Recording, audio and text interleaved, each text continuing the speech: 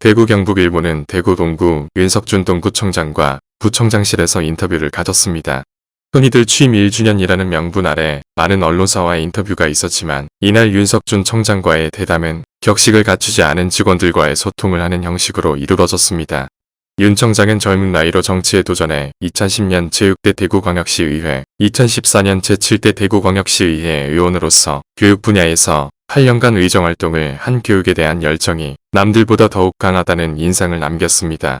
통상적으로 명품 교육 도시라 함은 수성구라고들 하지만 윤 청장은 현재 초등학교까지만 보내고 중 고교를 위해 수성구로 편입, 이사를 가는 경우가 많은 데에 대해 현실을 부인하지 않았습니다.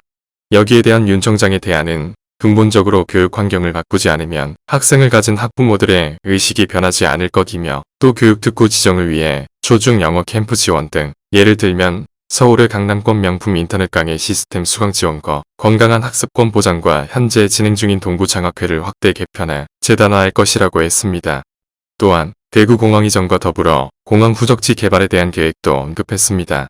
그동안 K-2 공항이 있어서 보도 제한 등 많은 법적 제약을 받은 구민들의 애로사항을 촘촘히 들여다보아 진정 구민들이 원하는 공항 후적지에 대한 설계에 대해 먼 미래를 내다보고 10년 20년 이상 동구의 미래를 구상해 공항 후적지에 대해 UAM 결합된 친환경 글로벌 수변 도시로 금호강을 활용해 구민들이 풍족한 생활을 할 수 있게끔 만들어 나가겠다고 밝혔습니다.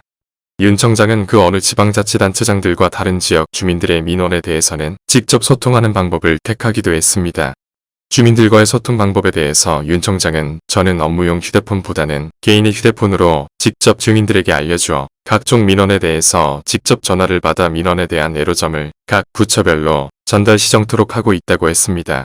또한 본직 이하의 다른 자치단체장들은 업무용 휴대폰이 있는데 청장님은 개인 휴대폰으로 그 많은 민원인들의 민원을 듣느냐는 질문에는 주민들의 목소리를 직접 들어야만 주민들이 무엇을 원하는지를 알 수가 있다며 이로 인해 취임 후 목에 편두성이 와서 아직까지도 애를 먹고 있다며 미소를 남기기도 했습니다.